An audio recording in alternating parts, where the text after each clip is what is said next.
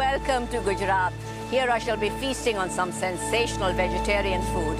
I shall be climbing up to temples that float in the sky and seeing the celebration of Holi, our most colorful festival.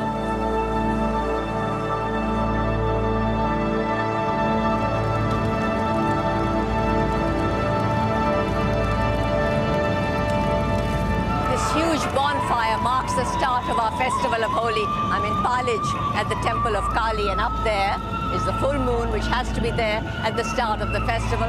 And once these bonfire logs have burnt, people will actually walk on the cinders. It's considered a great miracle. Everyone will be able to walk.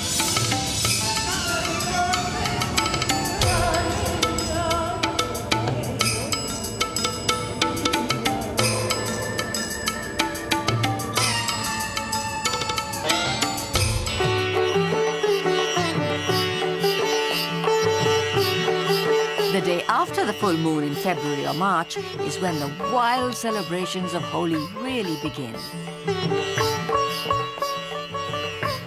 The spraying of coloured water and throwing of paints is a liberating highlight of this harvest festival. This is the time when normal social barriers are ignored, when everyone lets their hair down, when just for a day almost anything goes. I'm in the home of the great designer Surendra Patel, and behind me everyone is playing Holi while they throw coloured water at each other. I am going to prepare two wonderful snack dishes.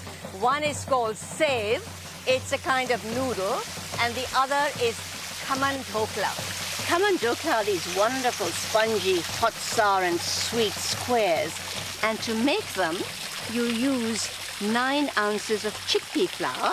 And to this you add 3 ounces of sugar, 2 teaspoons of salt, half or a quarter teaspoon of citric acid, and then you put in about 12 fluid ounces of water. Keep mixing slowly. You want it to look frothy and absolutely light. At this stage, I will put in a teaspoon of soda bicarbonate. It should look like egg whites when they're nicely beaten. Now look, this is what's happened, and it's doubled in bulk almost. Now I will pour it into a pan which has already been oiled and put it into a steamer. There's a trivet under there. Cover it and let it steam for 15 minutes. Now while it's steaming, I'm going to make the sauce. In this wok, there are 4 tablespoons of oil. I'm going to put in a half teaspoon of mustard seeds. And as soon as they pop, I'm going to take this off the fire and put in a quarter teaspoon of asafoetida, about 6 green chilies that have been chopped, and water. This is about 1/3 of a pint of water. Now this can go back on the fire. And I have to add to it some sugar, about a tablespoon, about a half teaspoon of salt, and a quarter teaspoon of citric acid. I will stir it and just let it cook for about a minute. There is a batch that I have cooled already for 5 minutes, and this needs to be cut. And it's cut very simply, like this, and then you cut it into diamonds. Take some of this sauce and pour it over the top so it gets absorbed, like so. And then all you have to do is take some green coriander, sprinkle it over the top, and also take some fresh coconut and sprinkle it over the top.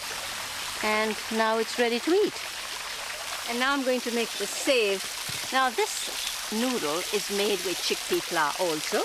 And there is here a pound of chickpea flour which has been sifted.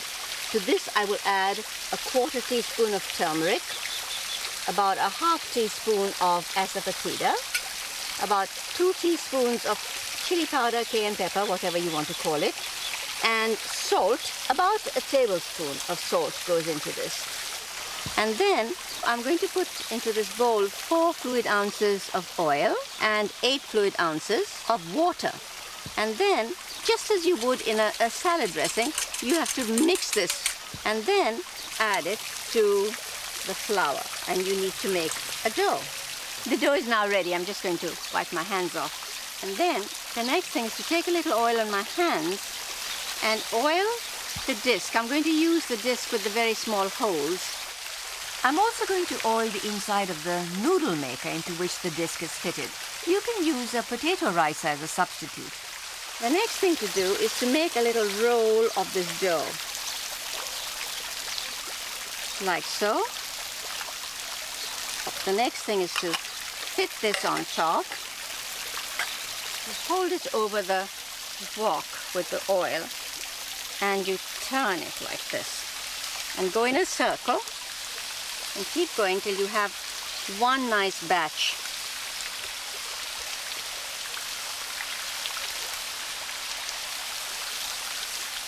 Fry it very briefly. Turn this whole batch over, like so. And it is done. See how nice and crisp it is? All you do then is take it out and leave it to drain. There's so many ways to eat these noodles. Just break them up very loosely. You can add a little green coriander, a little chopped onion, some green chilies, and a nice squeeze of lemon juice. Mix it up and serve it with drinks. Sundarbai, you seem to be having a very good time. I've also been very busy. I've been cooking. This is typical Gujarati fare, but you know much more about it. Now, give me your opinion.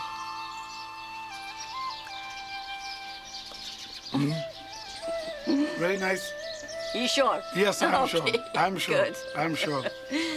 But how you are without any color today? Oh no. Thank you. Thank you very much. Now tell me, you are a great designer. You've designed Vishala, a restaurant which is known in Gujarat, in India, and other parts of the world as well. It's a beautiful restaurant. What makes it what it is? Basically, from my childhood, I was interested in human environment. So Vishala basic philosophy to give the relaxation to the human being, those who are coming there, and to be ready for the next day. Surendra Patel has created a whole village in the suburbs of Ahmedabad with delightful little thatched pavilions where you sit and eat on the floor. The food is completely vegetarian, superb vegetables and grains that are cooked as they would be in a traditional Gujarati home. The seasonings are delicately balanced, very little is deep fried, and fresh fruit juices and yogurt dishes make the meal nutritionally perfect.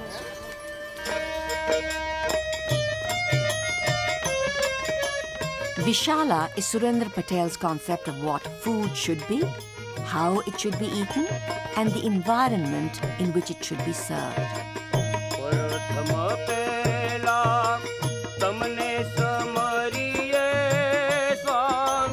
It really is so pleasant to sit under the trees, on the ground, eat off leaves, and have this marvelous food. It has been as good as I thought it would be, all vegetarian and quite wonderful.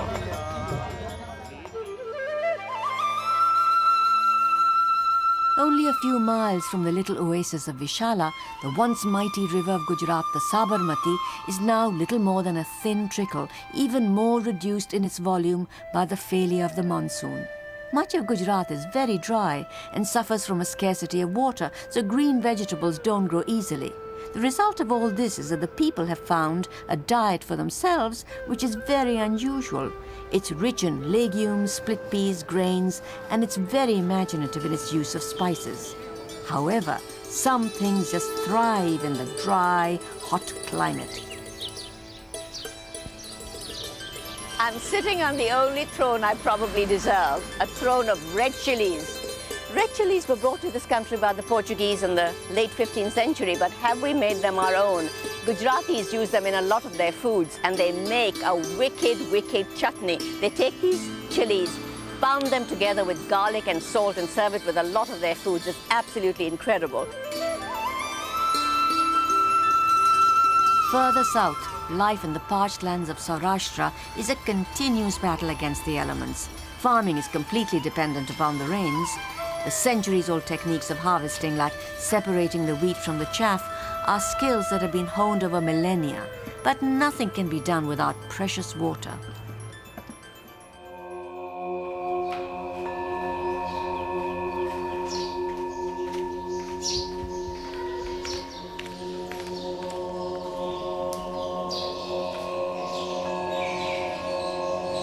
This is the Adalat step well, built in the late 15th century. Now, Gujarat is a very dry state with very little water.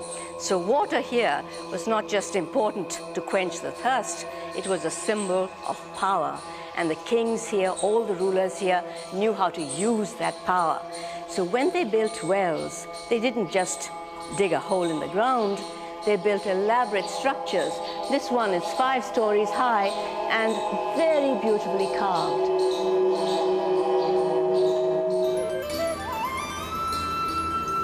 This is a familiar sight in the scorching heat of summer, nomads on the move with all their worldly goods.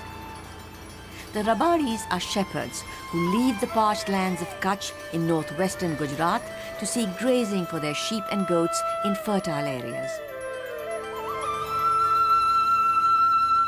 The people of Kutch are famous all over the world for their embroidery, which fetches hundreds of pounds in the West. They wear exquisite jewelry.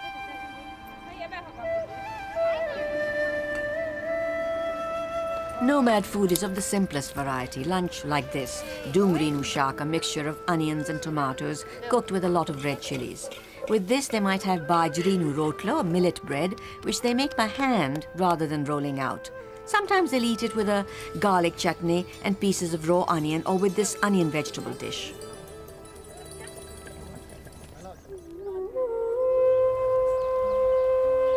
Not far from the Rabaris' campsite, here in central Gujarat, is the village of Vartha, where little seems to have changed for centuries. There is little electricity, no running water, but despite lack of amenities, it flourishes. The mud and brick houses are mostly two-room affairs with little in the way of furniture, but they have wonderful kitchens where pots, pans and dishes are proudly displayed. Just look at this village kitchen. All the utensils are gleaming, and I'm going to cook a typical village dish. Is gajar mircha no sambharo, and it's just carrots and chilies that are stir-fried. Now for that, there are about 3 tablespoons of oil in this wok. I'm going to put in about ½ teaspoon of whole mustard seeds and a pinch of asafoetida, and then put in about 1 pound of carrots, and in they go, all the carrots, and some green chilies, about 6 of them, that have been cut into long slivers. And then put in about ½ teaspoon of turmeric, ½ teaspoon of coriander powder, and about ½ teaspoon of salt. And then I'm going to stir this for about 2 minutes, and as it's stirring, just squeeze a little lime on top. It's a very lightly cooked dish. It's something between a vegetable and a salad. For my second dish, I'm going to make mag ni chutti dal. Now, this is a legume, and legumes are very important in village diet, in diet all over Gujarat. These are mung beans, the ones that are sprouted, and they are hulled and split, and you get moong dal. So I've taken about 8 fluid ounces worth of this moong dal, soaked it in warm water for about an hour, and this is what I have here. There's a ½ teaspoon of whole cumin seeds that go into the hot oil, a nice pinch of asafoetida, which makes dals very digestible. That's why it's always put in. And then the soaked dal. In it goes. And then I shall put 4 green chilies, which have been cut into fine pieces, about 1/4 teaspoon of turmeric, and about 3/4 teaspoon of salt. That goes in as well. And then all I have to do is stir it for very briefly, add about 3½ fluid ounces of water, and cover it and let it cook on low heat for about 15 minutes.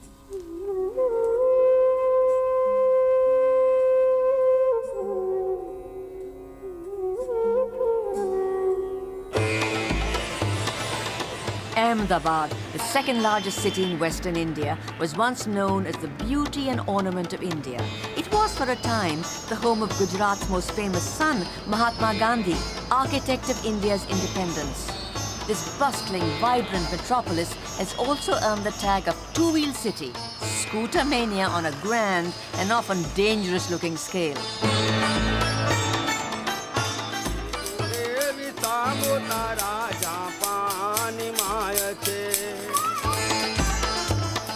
It is said that textiles from Gujarat grace the court of King Solomon. Well, who wouldn't be thrilled to have these beautiful examples of typical Gujarati embroidery grace their home? Much of Gujarat is so dry. Some of it is semi-desert, some is actually desert. So the traditional means of transportation is a camel. I'm getting off the road. I am so hungry, and I've heard that this place is quite special. The food at Mehta's Sweet Market draws customers of all sorts, including nomads and travelling pilgrims. Farsan, made often from gram flour and nuts and deep-fried, is the perfect travelling food for long journeys. Save, just the kind I made in all different sizes. And save put into mixes, the kind we have with drinks. And there is kaman dhokla, also the kind I made. All this is in a farsan shop. Now, farsans are fast foods that are eaten at breakfast, they're eaten at meal times, they can even be eaten as snacks or at tea time. These are vegetarian foods, sweets and savouries full of nutrition.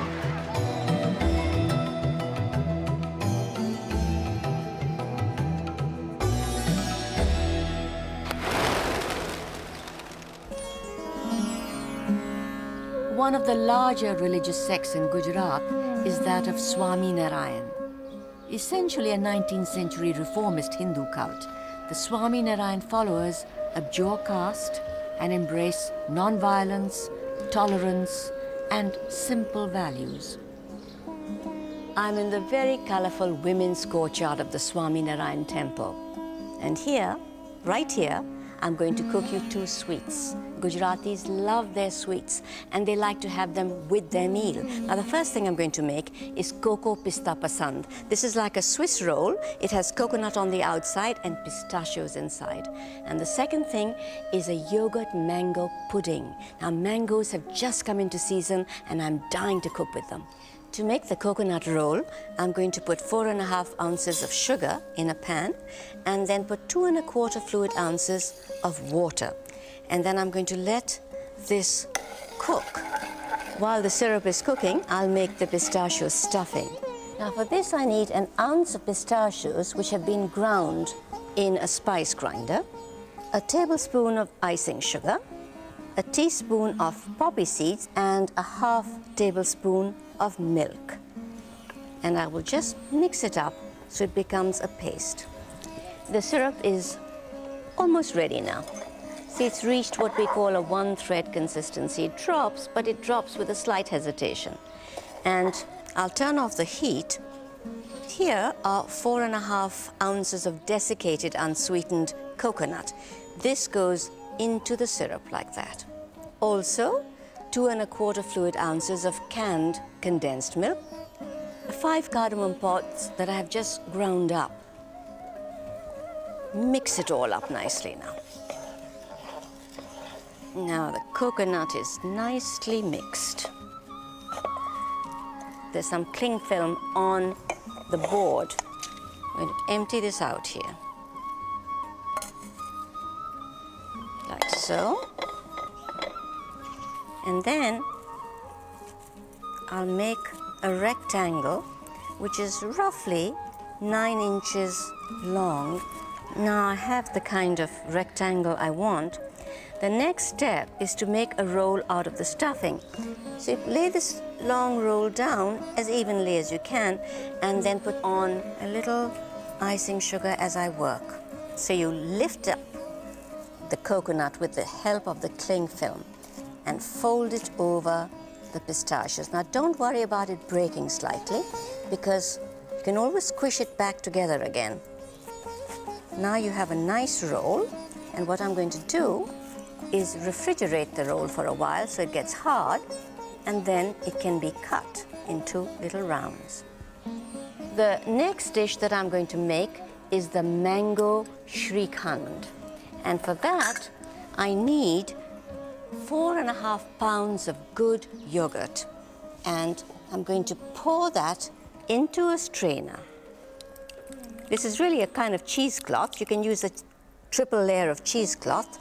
Put all the yogurt in there. And then bring the ends together.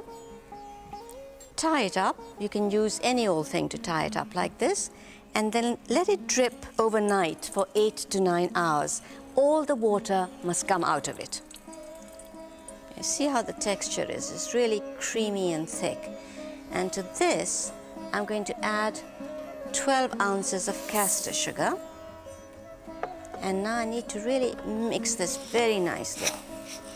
In fact, you can put it in a food processor. It'll do the job for you. And now, it's a very nice thick paste. And now to this, I'm going to add a half pint of fresh mango pulp. Mix it in. Oh, it looks ready to eat. In fact, it is now almost ready. I'm just going to refrigerate it for a while.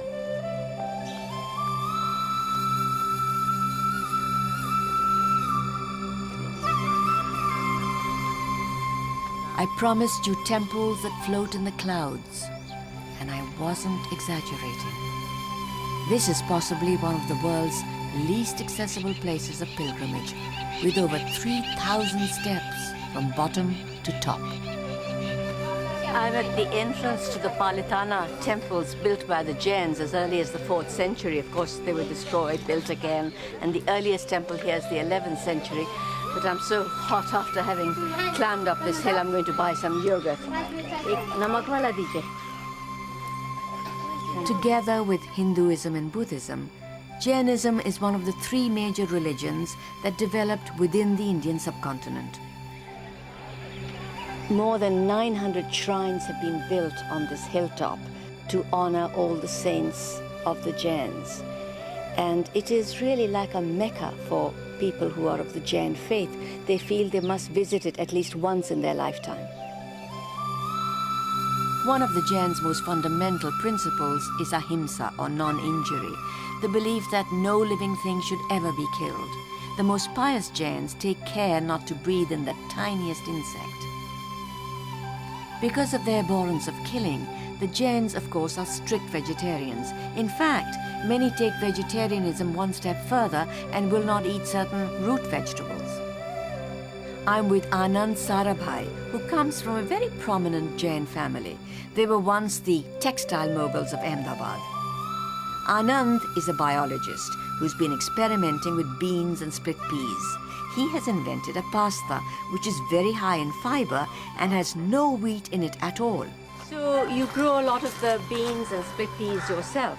Yes, we do about 20 different kinds of beans, peas and lentils. And some of the examples of that are here. These are from this year's crop. These are mung beans with hull.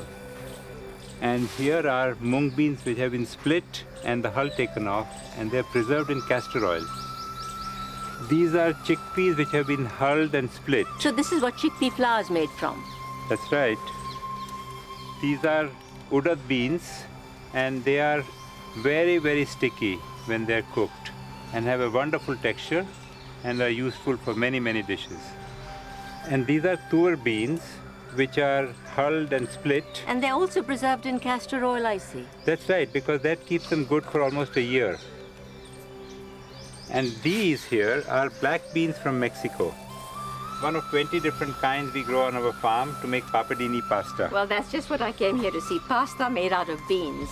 Now, in the West, people don't eat as many beans as they should, do they? No, and this is a good way to eat beans, because beans lower your bad cholesterol and increase your good cholesterol. In addition, people who are allergic to wheat can eat this pasta. I would love to try some. They're very easy to cook. A minute and a half will do the trick, and any Italian sauce makes them delicious. This is Maharaj, our chef, and he's going to demonstrate khandvi, which is the first pasta that you will see.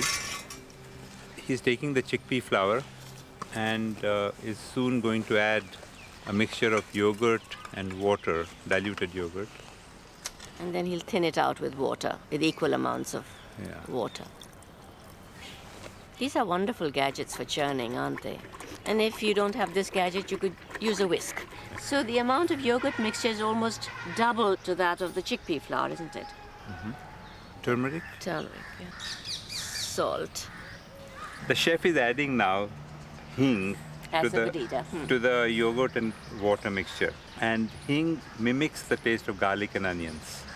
And Jains do not eat garlic and onions. Now, why don't they eat garlic and onions? I'd been told that they don't eat it because it's supposed to arouse base passions. Now, my reaction would be, give me more. But what is the real reason for not eating them?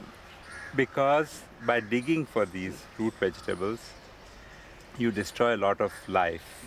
And that is the main reason. Jains are vegetarians and they do not wish to do that. So he makes a wonderful thick paste out of it. So now what is he doing? He's cooking it. Right. So the whole process takes a good 10 minutes, doesn't it? I think so, yeah. So now the paste is getting really, really thick.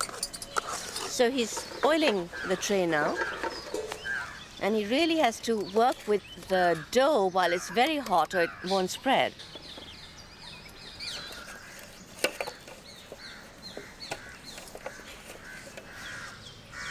Here is your rolled pasta. Beautiful. Then he just cuts it into little rolls. He's going to now make the garnish, which will use oil and various spices.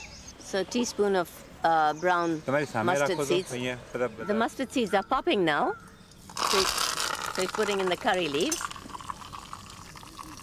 A little asafoetida, yeah. This is chili and turmeric. Chili and turmeric and Water. a little water so that the chili and turmeric don't burn. Now he's going to pour this mixture carefully over all of the khandvi so they all get flavored. This is really an oasis in the midst of all this Ahmedabad heat. Isn't it nice? Yes. Oh, look. 3 different pastas. So this is your new beautifully al dente bean pasta. This is a pasta of chickpea flour and colocasia leaves. And this is khandvi, the pasta that was made earlier. I'm going to try one of these. Very good. It's very light. With its blend of traditional and modern, the food of Gujarat is, to my mind, the haute cuisine of vegetarianism.